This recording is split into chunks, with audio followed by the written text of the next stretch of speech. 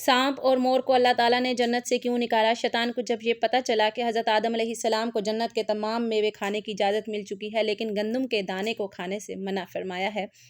جنت میں شیطان کا داخلہ ممنوع تھا۔ شیطان 300 سال تک انتظار کرتا رہا کہ کوئی جنت سے باہر آئے اور اس سے اپنے مطلب کی بات کروں۔ پھر مور بسم اللہ الرحمن الرحیم۔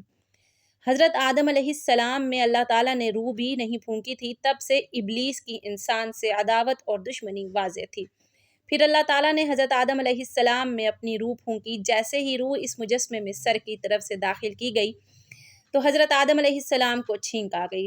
حضرت آدم علیہ السلام سے کہا کہ الحمدللہ کہیے۔ انہوں نے کہہ دیا۔ اللہ تعالیٰ کی اس تعریف کے جواب میں اللہ تعالیٰ نے فرمایا کہ تجھ پر تیرا رب رحم فرمائے۔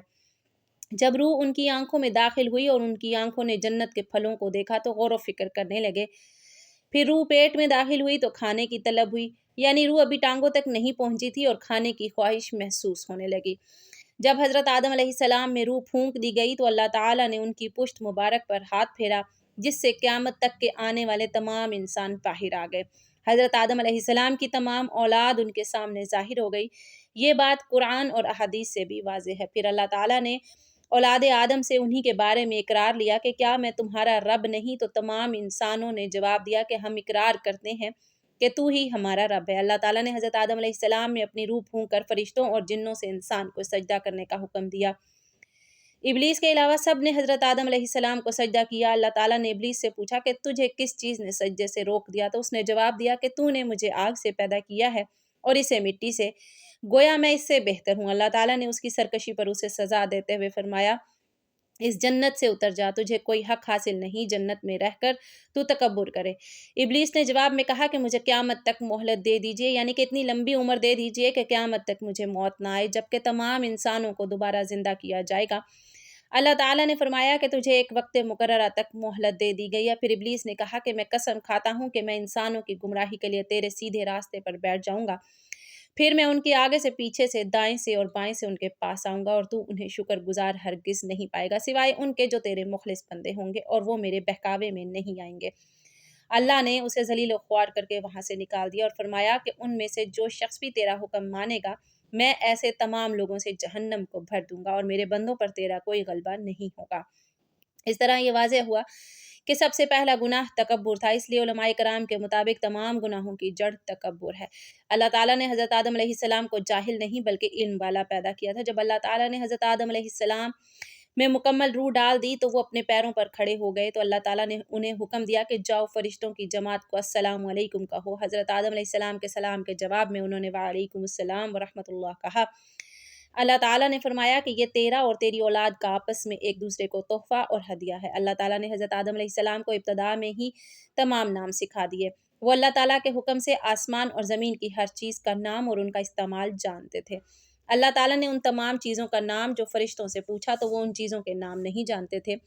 پھر حضرت آدم علیہ السلام نے ان تمام چیزوں کے نام بتائے۔ جب اللہ تعالیٰ نے فرشتوں سے فرمایا کہ کیا میں نے تمہیں نہیں کہا تھا کہ میں وہ جانتا ہوں جو تم نہیں جانتے؟ پھر ایک روز جب حضرت آدم علیہ السلام سو رہے تھے تو اللہ تعالیٰ نے ان کی بائیں پسلی سے حضرت حوا علیہ السلام کو پیدا فرمایا اور انہیں حضرت آدم علیہ السلام کا ہمسفر بنایا۔ جب حضرت آدم علیہ السلام بیدار ہوئے تو انہوں نے حضرت حوا علیہ السلام کو پاس بیٹھے دیکھا۔ انہوں نے پوچھا کہ تم کون ہو؟ انہوں نے جواب دیا کہ میں عورت ہوں۔ حضرت حوا علیہ السلام قیامت تک آنے والی تمام عورتوں میں سب سے زیادہ خوبصورت تھیں۔ حضرت آدم اور حضرت حوا علیہ السلام دونوں جنت میں رہتے تھے، انہیں نور کا لباس پہنایا گیا۔ جب ابلیس نے انہیں گمراہ کرنا شروع کر دیا اور اللہ تعالیٰ نے جس درخت کے پاس جانے سے انہیں منع کیا تھا، شیطان نے انہیں وہی کھانے پر مجبور کر دیا اور اس پر جھوٹی قسمیں بھی کھائیں۔ انہوں نے اس درخت سے کھا لیا اور اللہ تعالیٰ کی نافرمانی کے مرتکب ہوئے۔ اللہ تعالیٰ نے ان سے نور کا وہ لباس لے لیا اور وہ برہنہ ہو گئے۔ وہ اس درخت کے پتوں سے اپنے آپ کو ڈھانپنے لگے، لیکن اس گناہ کے بعد غرور و تکبر کی جگہ وہ اللہ تعالیٰ سے معافی مانگنے لگے اور اس کی مغفرت کے طلبگار ہوئے۔ اس سے یہ بتایا گیا کہ خطا انسان کی فطرت کا حصہ ہے کیونکہ وہ فرشتوں کی طرح معصوم نہیں ہے۔ پھر اللہ تعالیٰ نے انہیں جنت سے نکل جانے کا حکم دیا اور فرمایا کہ تم زمین پر رہو اور تم ایک دوسرے کے دشمن بنو گے۔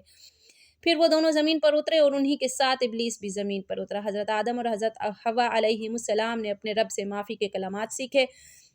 ایک روایت کے مطابق حضرت آدم علیہ السلام کو ہند میں جبکہ حضرت حوا علیہ السلام کو جدہ میں اتارا گیا۔ پھر وہ ایک دوسرے کو ڈھونڈنے لگے اور آخرکار میدان عرفات میں ان کی ملاقات ہوئی۔ حضرت حوا علیہ السلام نے 20 ولادتوں میں 40 بچوں کو جنم دیا۔ ہر ولادت میں ایک لڑکا اور ایک لڑکی پیدا ہوتی تھی۔ سب سے پہلا جوڑا قابیل اور اس کی بہن کمین کا تھا، اور اس طرح زمین پر نسل انسانی کی افزائش شروع ہو گئی۔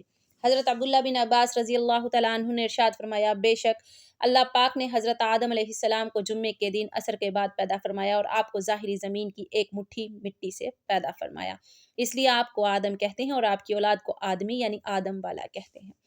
حضرت آدم علیہ السلام کا مبارک خمیر جس مٹی سے تیار ہوا، اس سے بچ جانے والی مٹی شریف سے کھجور کا درخت بنایا گیا، جیسا کہ حضرت مولا علی رضی اللہ تعالیٰ عنہ بیان کرتے ہیں کہ حضور صلی اللہ علیہ وآلہ وسلم نے ارشاد فرمایا، کھجور کا احترام کرو کیونکہ یہ تمہارے والد حضرت آدم علیہ السلام کی بچی ہوئی مٹی سے پیدا کی گئی ہے۔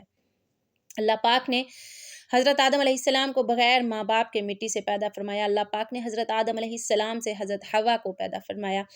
حضرت آدم علیہ السلام نے ان کی طرف دست محبت بڑھانے کا ارادہ کیا تو فرشتوں نے عرض کی، اے آدم ٹھہر جائیں، پہلے ان کا مہر ادا کریں۔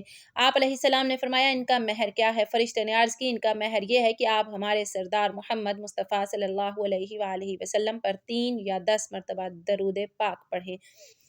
چنانچہ آپ علیہ السلام نے درود پڑھا اور فرشتوں کی گواہی سے آپ کا حضرت حوا علیہ السلام سے نکاح ہو گیا۔ اس سے معلوم ہوا کہ نبی پاک صلی اللہ علیہ وآلہ وسلم پر موجود چیز کے لیے وسیلہ ہے، یہاں تک کہ اپنے والد حضرت آدم علیہ السلام کا بھی وسیلہ ہے۔ حضرت آدم علیہ السلام نے 960 برس کی زندگی پائی، جبکہ آدم علیہ السلام کی زندگی 1000 سال کی تھی، کیونکہ جب حضرت آدم علیہ السلام جنت میں تھے تو اللہ تعالیٰ نے حضرت آدم کو ان کی تمام اولاد جن جن کو نبوت ملنی تھی، ان کی شخصیت، ان کی عمر حضرت آدم کے سامنے واضح کر دی۔ آپ نے جب حضرت داؤد علیہ السلام کی عمر کو 60 سال تک دیکھا تو اللہ سے کہنے لگے، اے اللہ پاک میری عمر کے 40 سال میرے پوتے داؤد کو دے دو، تو یوں آپ کی دعا قبول ہوگی۔ اللہ نے حضرت آدم علیہ السلام کو 2 فرزند عطا کیا، حابیل اور قابیل۔ لیکن شیطان کے وسوسوں کی وجہ سے جب قابیل کے ہاتھوں حابیل قتل ہوئے تو حضرت آدم علیہ السلام اندر سے ٹوٹ گئے اور بار بار اللہ کے دربار میں دعا مانگنے لگے۔ ایک دن حضرت جبرائیل علیہ السلام حضرت آدم علیہ السلام کے پاس آئے اور فرمایا، اے آدم، اللہ تمہیں ایسا بیٹا دینے والا ہے جس کے نسل سے انبیاء اور اولیاء زمین تک پہنچیں گے۔ اس کا نام شیس رکھنا۔ شیس کا مطلب ہے کہ اللہ کا عطا کیا گیا تحفہ، اور یوں اللہ نے آدم کی نسل کو زمین پہ بھیجا۔ جب حضرت آدم علیہ السلام کا آخری وقت آیا تو آپ نے اپنے بیٹوں سے کہا کہ میرا دل کرتا ہے کہ میں جنت کا پھل کھاؤں۔ آپ کے بیٹے زمین پر جنت کے پھل ڈھونڈنے لگے۔ اچانک سے ان کو فرشتے ملے اور کہنے لگے، اے بنی آدم کہاں جا رہے ہو؟ انہوں نے کہا، ہم اپنے بابا کے لیے جنت کا پھل ڈھونڈ رہے ہیں۔ ان فرشتوں نے کہا، جاؤ، تمہارے بابا چند دنوں کے مہمان ہیں۔ تمام فرزند دوڑتے ہوئے آپ کے پاس پہنچے۔ آپ بستر بیماری پر اللہ کا ذکر فرما رہے تھے۔ بس اتنے میں موت کا فرشتہ آن پہنچا۔ جیسے ہی حضرت حوا نے موت کا فرشتہ دیکھا تو حضرت آدم علیہ السلام سے لپٹ گئیں۔ حضرت آدم علیہ السلام نے فرمایا، اے حوا، مجھ سے دور ہٹ جائیں، ایک مرتبہ پہلے بھی آپ کی وجہ سے جنت سے نکالا گیا ہوں، آج اللہ اور اس کے فرشتوں کے درمیان حائل نہ ہوں۔ پھر آپ ان فرشتوں سے مخاطب ہو کر کہنے لگے، اے فرشتہ موت، کیا بھول تو نہیں ہو گئی؟ میں نے اللہ سے سنا تھا کہ میری عمر 1000 سال کی ہے، ابھی تو مجھے 960 برس ہوئے ہیں۔ ملک الموت نے کہا، اللہ کے نبی، آپ نے خود ہی فرمایا تھا کہ آپ کی عمر کے 40 سال آپ کے پوتے حضرت داؤد علیہ السلام کو دے دیے جائیں۔ بس حضرت آدم علیہ السلام کی روح قبض کی گئی، آپ کو غسل فرشتوں نے دیا اور جنت کی خوشبو آپ کے جسم مبارک کو لگائی گئی۔ پھر آپ کی نماز جنازہ فرشتوں نے حضرت جبرائیل علیہ السلام کے پیچھے ادا کی۔ زمین کھود کر آپ کی تدفین ہوئی اور تمام انسانوں کے نزدیک اللہ کا یہ حکم نافذ ہوا کہ جب بھی کسی کا انتقال ہو اس کے جسم کو ایسے ہی تدفین کرنا۔ آج بھی ان فرشتوں کی سنت پر اہل ایمان عمل کر کے اپنے بزرگوں کی تدفین کرتے ہیں۔ آپ کی قبر مبارک کی جگہ کو لے کر بہت سے اختلافات ہیں۔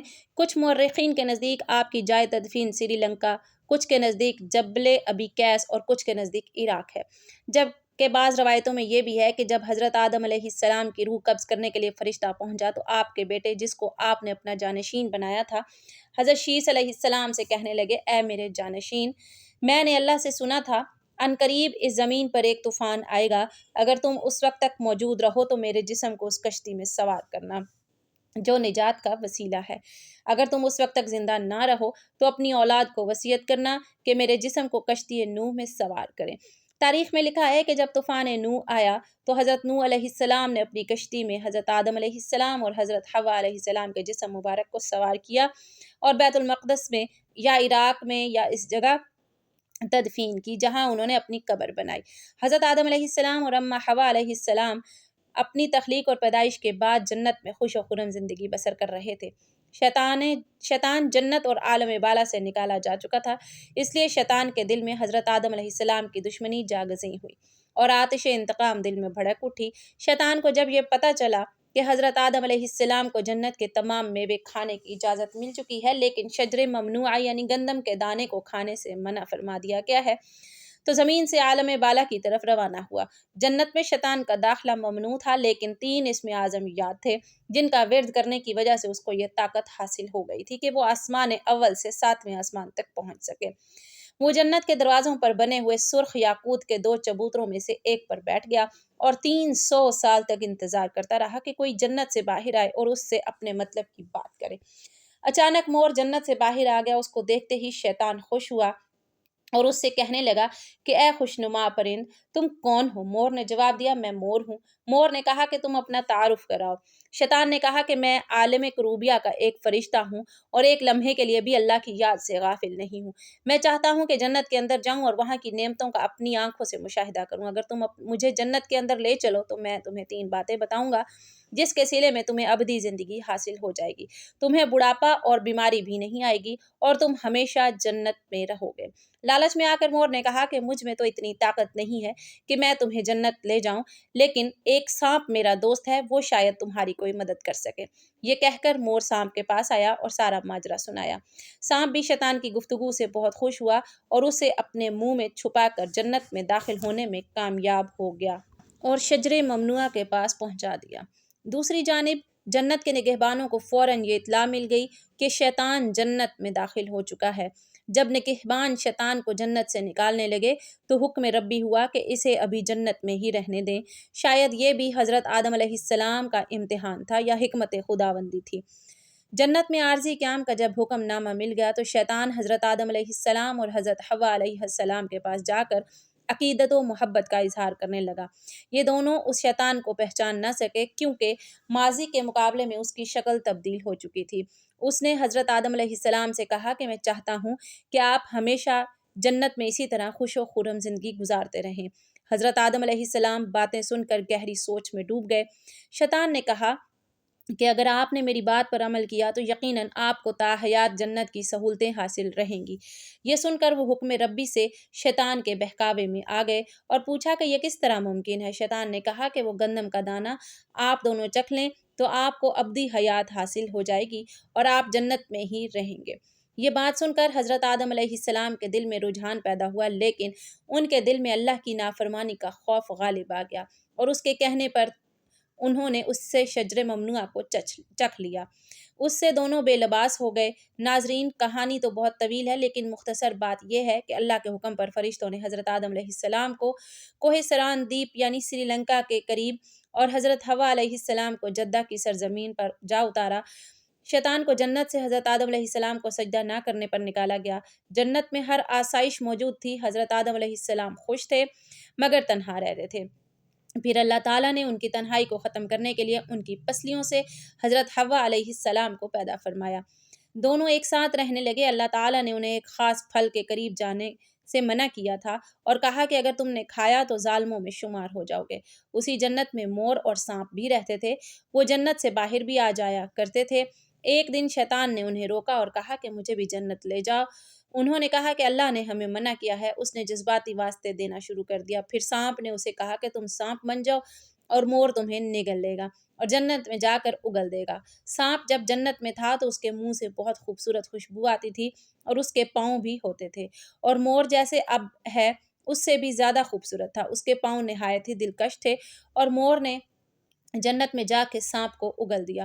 شیطان جنت میں حضرت آدم علیہ السلام اور حضرت حوا علیہ السلام سے ملا، انہیں اس پھل کے بارے میں بہکانے لگا۔